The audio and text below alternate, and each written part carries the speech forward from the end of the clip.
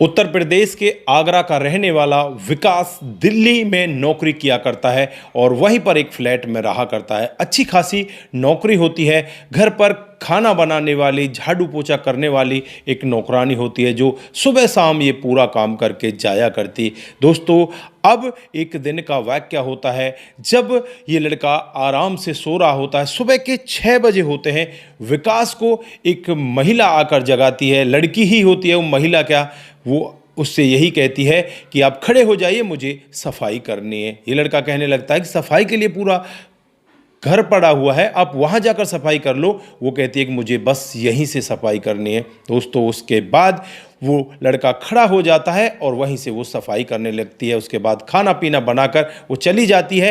ये लड़का अपनी ऑफिस में पहुंच जाता है, लेकिन आज ऑफिस में पहुंचने के बाद इसे नींद आ रही होती है। इसका जो दोस्त होता है इससे पूछने लगता है कि भाई क्या हुआ, रात कहीं जगा कर आए हो, जो नींद आ रही है तुम यहाँ बैठे बैठे अवाइयाँ ले रहे हो, तुम करके क्या आए हो। तो ये लड़का कहने लगता है कि पता नहीं यार, एक नौकरानी दूसरी आई है, वो पहली वाली तो आई नहीं, दूसरी काम करने वाली ने मुझे परेशान करके रख दिया, मुझे 6 बजे ही जगा दिया। दोस्तों, अब ये लड़का जो उसका दोस्त होता है उससे कहने लगता है कहीं ऐसा तो नहीं कोई और मामला हो, तो ज़्यादा सोचता नहीं। विकास बहुत ही सीधा होता है और जैसे ही वो शाम को अपने घर पहुंचता है तो फ्लैट पर वो लड़की उसे वहीं पर दिखाई देती है। अब ये एकदम से हैरान हो जाता है कि इस समय तक ये लड़की क्या कर रही है।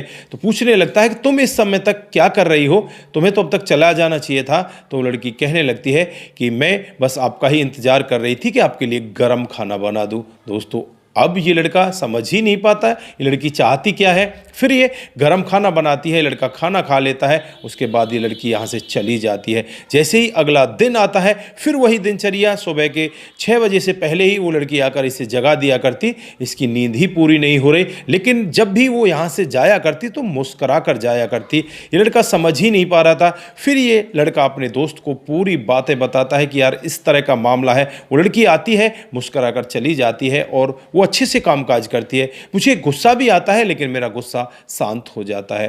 दोस्तों, अब यहाँ पर वो दोस्त कहने लगता है कि यार कहीं ऐसा तो नहीं वो लड़की तुझे चाहने लगी हो, कोई ऐसा मामला तो नहीं है।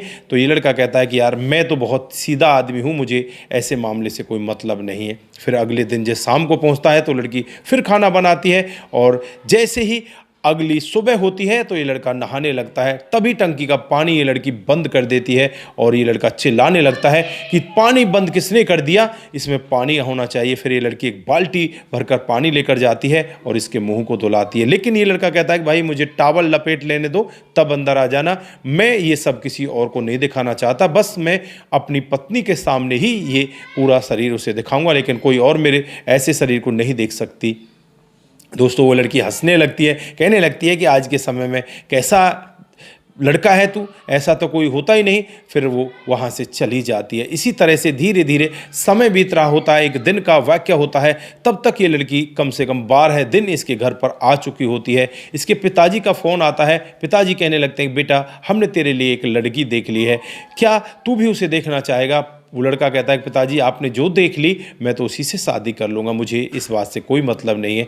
लेकिन वो कहते हैं ठीक है, मैं तुम्हारे पास में फ़ोटो भेज रहा हूँ। दोस्तों, जैसे ही पिताजी फ़ोटो भेजते हैं तो फ़ोटो को देखकर एकदम से वो अचंभे में आ जाता है। वो फ़ोटो किसी और का नहीं होता, उसी नौकरानी का होता है जो उसके घर में आया करती। दोस्तों, अब यहाँ पर वो लड़का इंतज़ार करने लगता है कि सुबह कब हो और जल्दी से वो लड़की यहाँ पर आए और मैं उससे सब तरह की बातें करूँ। दोस्तों, जैसे ही वो लड़की सुबह के 6 बजे आती है तो ये लड़का वहाँ पर सो रहा होता है। वो लड़की से झंझोरने लगती है, इधर उधर उसे हटाने लगती है। फिर यहाँ पर ये लड़का उसे पकड़कर अपने बेड पर खींच लेता है और दबोच लेता है। लड़की कहती है अरे साहब क्या हो गया, तुम पागल तो नहीं हो गए, तुम इस तरह से मुझे क्यों जकड़ रहे हो। तो वो कहता है कि नहीं नहीं, मुझे बस अब तुम्हारे साथ कुछ करना है। वैसे मेरी शादी होने वाली है, लेकिन शादी से पहले मैं अपने आप को टेस्ट करना चाहता हूँ, अपने आप को यूज करके देखना चाहता हूँ कहीं मेरे अंदर कोई कमी तो नहीं है। वो एकदम से घबराने लगती है और जैसे से छुड़ाकर अपने आप को वहां से चली जाती है।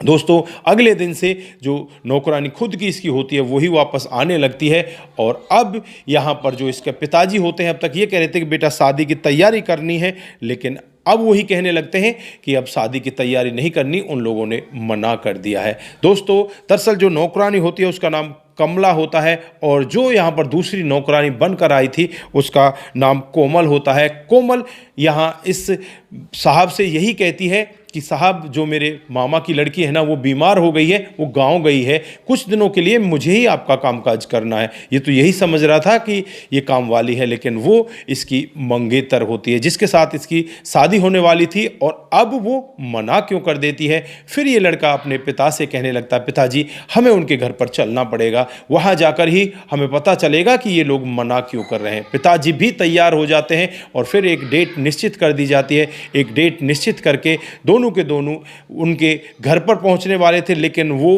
घर पर नहीं इन्हें बुलाकर एक होटल बुक कर लेते हैं। होटल में ये सभी के सभी लोग मिलने लगते हैं। लड़की लड़का एक दूसरे को देखते हैं, देखकर इन्हें अचंभा नहीं होता, लेकिन यहाँ पर जो लड़का होता है वो मुस्कुराता रहता है। लड़की उसकी तरफ देखकर कहती है, तुम मुस्कुरा क्यों रहे हो? तो लड़का कहता है, क्योंकि मैं तुम्हारी आदतों को देखकर मुस्कुरा रहा हूँ। तुम इतने दिन मेरे पास रही, तुम ये सोच रही थी कि मुझे पता ही नहीं है। मुझे तो पहले ही पता था कि तुम्हारे साथ मेरी शादी होने वाली है, इसलिए तो मैंने तुम्हें पकड़ा था। दोस्तों, अब ये लड़की कहने लगती है, इसलिए पकड़ा था? तो यहाँ पर वो लड़का कहता है, हाँ इसीलिए पकड़ा था, क्योंकि मुझे पता था। फिर वो कहती है कि तुम्हें क्या पहले दिन से ही पता था?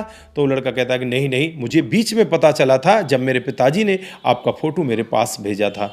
दोस्तों, अब ये लड़की सोच में पड़ जाती है कि यार ये लड़का तो बिल्कुल ठीक है, क्योंकि पहले जो इसकी भावना उस लड़की ने देखी थी तो बिल्कुल साफ़ सुथरी भावना थी। ना ये शराब पी कर आता, ना ही कभी ये तम्बाकू वगैरह गुटखा वगैरह कुछ भी खाता, बिल्कुल साधारण से एक व्यक्ति की तरह अपने जीवन को व्यतीत करता है। और ये इस लड़की को कमी लगी थी कि ये नौकरानी के साथ में इस तरह से चेपू हो गया है।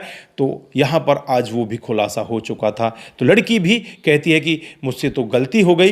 लड़की हालांकि ये चाहती थी कि मेरा पति बहुत अच्छा हो, जो अच्छे से मुझे समझे, अच्छे से कामकाज करे, शराब दारू ना पिए, क्योंकि उसकी एक सहेली की शादी हुई थी और वहाँ पर शराब पीकर जो उसका सहेली का पति होता है पूरे जीवन को खराब कर देता है और वो लड़की दर बदर की ठोकरें खाने लगती। इसलिए ये लड़की खुद टेस्ट करने के लिए गई थी।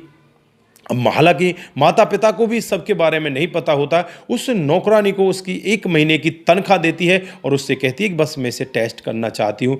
दोस्तों, यहाँ पर वो नौकरानी मना भी करती है, लेकिन ये उससे यही कहती है कि ये मेरा मंगेतर है, इसके साथ मेरी शादी हो रही है, बस मैं इसे चेक करना चाहती हूँ कि ये मेरे लायक है कि नहीं। दोस्तों, अब यहाँ पर दोनों परिवारों के बीच में जो उलझनें थी वो समाप्त हो जाती हैं और दोनों परिवार राजी हो जाते हैं। जो डेट निश्चित की गई थी उसी डेट पर इन दोनों की शादी होती है। शादी होने के बाद अब ये बड़े आराम से रह रहे हैं, अपने जीवन को बड़े आराम के साथ व्यतीत कर रहे हैं। लड़का बहुत अच्छा है, अच्छे से नौकरी करता है, अच्छे से अपनी पत्नी को प्यार करता है, क्योंकि लड़के ने आज तक किसी दूसरी लड़की को कभी देखा ही नहीं। तो दोस्तों, आज ये यहाँ पर दोनों के दोनों ऐसे रह रहे हैं मानो कि ये सदियों से एक दूसरे को जानते हैं और एक दूसरे के लिए बने हों। लेकिन यहाँ पर ये लड़की का तरीका क्या आपको सही लगा? इस तरह से किसी को चेक करना चाहिए या नहीं करना चाहिए? आपकी जो भी राय है एक बार कमेंट बॉक्स में ज़रूर दीजिएगा। दोस्तों, अगर आप लोगों को हमारी कहानी थोड़ी सी भी अच्छी लगती है, थोड़ी सी भी प्रभावित करती है,